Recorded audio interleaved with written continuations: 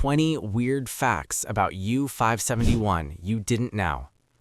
Ever wonder how a World War II submarine thriller became one of the most controversial war films ever made? A movie that looks tense, heroic, and patriotic, but rewrote history, angered entire nations, sparked political outrage, and ignited one of the biggest accuracy debates in modern cinema. This is not just a submarine movie. This is not just a war thriller. This is a story about pressure, fear, and men trapped in steel, with the ocean itself trying to kill them. And it's also a story about who gets credit for history. Here are 20 weird, intense, and unbelievable facts about U-571-2000. And stay till the end because the final fact explains why this film is still criticized decades later despite its success. Dive deep. Number 1. The film was accused of stealing Britain's greatest wartime achievement. The biggest controversy hit immediately. U-571 shows American sailors capturing an Enigma machine from a German U-boat. That moment is the film's heroic centerpiece. The problem, historically, it didn't happen that way. The Royal Navy captured Enigma machines years before the United States entered World War II. British veterans were furious. Politicians condemned the film. Newspapers called it historical theft. Some labeled it cinematic revisionism. Director Jonathan Mostow defended the movie by saying, "It's fiction inspired by many real events." But the damage was done. The controversy followed the film everywhere, especially overseas. Number 2. The U-boat set was one of the most claustrophobic ever built. The submarine set wasn't designed for comfort. It was designed for panic. The production built a full-scale German U-boat interior, with ceilings deliberately kept low and corridors unnaturally narrow. Actors couldn't stand upright. Cameras barely fit. Movement was restricted. Director Jonathan Mostow wanted no escape routes, no breathing room, no cinematic spaciousness. The result? Actors described filming as being trapped inside a metal coffin. That claustrophobia isn't acting, it's environment. The submarine doesn't just contain the story, it crushes it inward. Number 3. The film's real enemy isn't the Germans, it's the ocean. Despite the war setting, U-571 isn't really about combat, it's about pressure. Water leaks, hull damage spreads, oxygen disappears, time runs out. The enemy is depth, water, mechanical failure. German sailors aren't monsters, they're obstacles. The ocean doesn't negotiate. It doesn't care about courage. Once the sub starts failing, the film becomes survival horror. That's why so many scenes feel relentless. You're not fighting someone, you're fighting physics. Number 4. The actors trained like real submariners.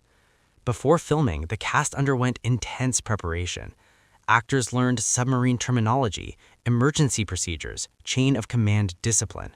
They were drilled to respond instantly to commands, no hesitation, no improvisation. Why? Because submarines don't allow democracy. Orders are followed or people die. Director Mostow wanted the cast to move as a unit, not as individuals. That discipline is visible on screen. When alarms sound, nobody debates, they react. Number 5. The film triggered diplomatic anger, not just online complaints. The backlash wasn't limited to critics. British veterans publicly condemned the film. Former naval officers gave interviews calling it an insult. Newspapers called it historical theft. Some labeled it cinematic revisionism. Director Jonathan Mostow insisted the movie was fictional, but veterans didn't see fiction. They saw erasure. That anger turned the film into a case study of how movies can reshape public memory, sometimes recklessly. Number 6. The flooding sequences were physically dangerous. The flooding sequences weren't gentle simulations. Water poured in violently. Floors became slippery. Actors were slammed into metal walls. Safety crews monitored every take. Still, several cast members suffered bruises, sprains, near-panic incidents. The set filled so fast that actors had to trust timing cues precisely. Miss a mark and you'd be underwater. Those scenes feel desperate because they were. The fear isn't cinematic, it's logistical. Number 7. Sound design was used to replace dialogue. Submarines are loud. Pipes hiss, metal groans, engines hum constantly. The film leans into that. Dialogue is often drowned out by alarms, water, machinery. This wasn't a mistake. Mostow wanted viewers to strain to hear, just like the crew would. When sound overwhelms speech, panic replaces communication. You stop explaining, you start reacting. That choice makes the film feel oppressive, even in moments without action. Number 8. The film sacrificed accuracy for momentum deliberately.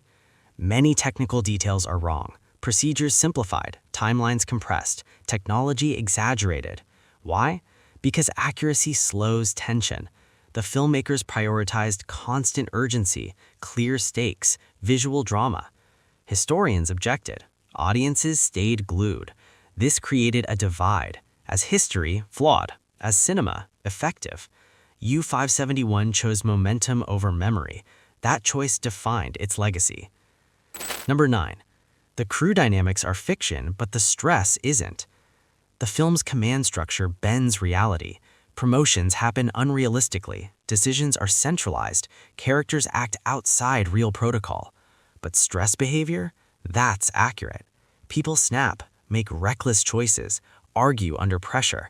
Psychologists studying confined environments later noted the film captured cognitive overload, panic escalation, tunnel vision. The submarine becomes a pressure cooker. The human mind cracks before the steel does. Number 10. The Enigma machine is a symbol, not just a plot device. In the film, the Enigma machine feels like a trophy, a mission objective, a win condition. But narratively, it represents something darker. Control over information, power through secrecy, victory without visible battle. The crew isn't fighting the enemy directly, they're fighting to see the enemy before the enemy sees them. That idea is powerful. Even if the film misassigns credit, the symbolism itself is razor sharp. Number 11.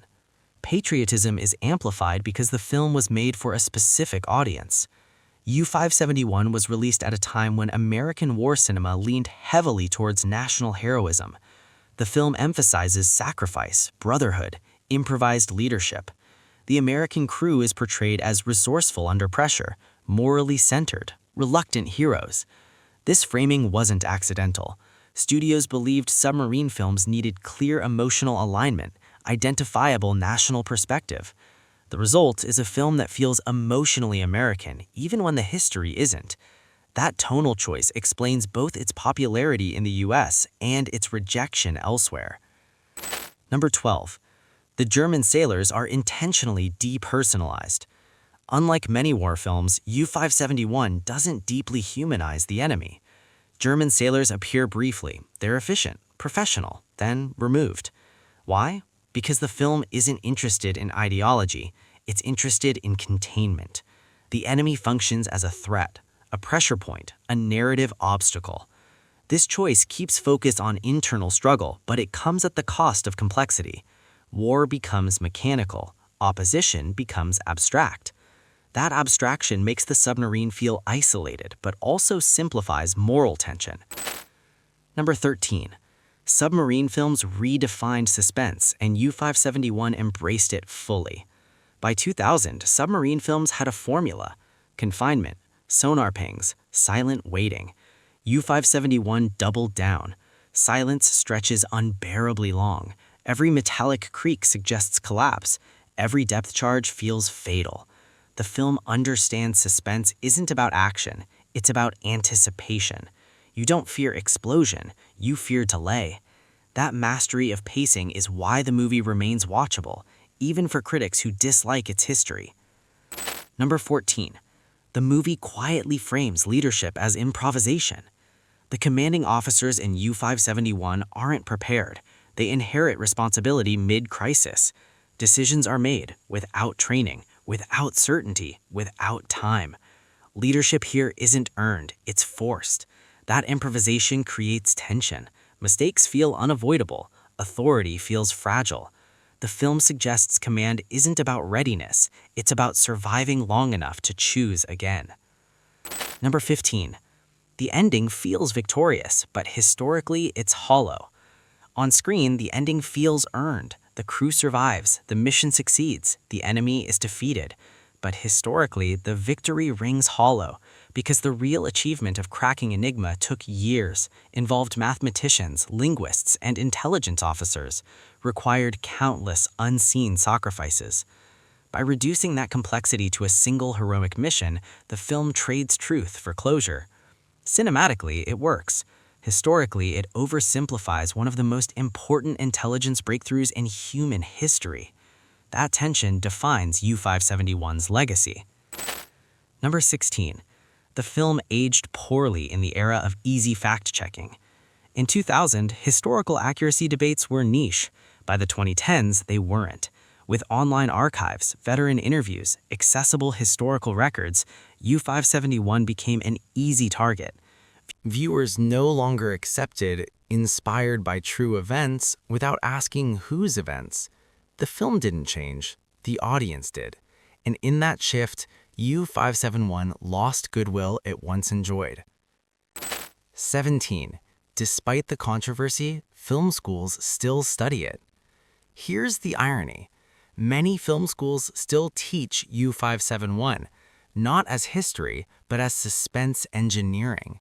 Students study pacing under confinement, sound-driven tension, environmental storytelling. The film is often cited as an example of how to make pressure visible. Its flaws are acknowledged, its craft is respected. Cinema and history don't always share the same rules. 18. U-571 wasn't the first film to shift credit, but it became one of the most visible examples. Hollywood has long struggled with simplifying global efforts, centering one nation's heroism, flattening collaborative history. The backlash against U-571 helped spark later conversations about representation, accuracy, and ethical storytelling. In that sense, the film unintentionally contributed to progress by showing what not to do. 18. U-571 wasn't the first film to shift credit, but it became one of the most visible examples. Hollywood has long struggled with simplifying global efforts, centering one nation's heroism, flattening collaborative history. The backlash against U-571 helped spark later conversations about representation, accuracy, and ethical storytelling. In that sense, the film unintentionally contributed to progress by showing what not to do. 19. Jonathan Mostoff has never fully escaped this film's shadow. Director Jonathan Mostoff has defended the movie for years. He's acknowledged its fiction, he's stood by its intent, but U-571 remains the film most associated with his name. Not because it's his best, but because it sparked the loudest reaction. That controversy reshaped how his work was viewed, fairly or not. Sometimes a film defines its creator more than its audience. 20. U-571 is ultimately a film about survival, not truth. Strip away the controversy. What remains? Men trapped underwater, air running out, steel failing, time collapsing. The core story isn't history, it's panic. That's why the film still works as entertainment. It captures claustrophobia, fear-driven decision-making, the terror of sealed environments. But it also reminds us cinema can make us feel reality without necessarily telling it. That distinction matters. U-571 wasn't meant to be a documentary. It wasn't meant to settle history. And it definitely wasn't meant to satisfy historians. It was meant to make you hold your breath. And in that, it succeeds. If you enjoyed this deep dive into one of the most controversial submarine films ever made, smash that like button, subscribe, and turn on notifications, because the most interesting movies aren't just entertaining, they're argued over. Because sometimes the real battle isn't underwater, it's over who gets remembered.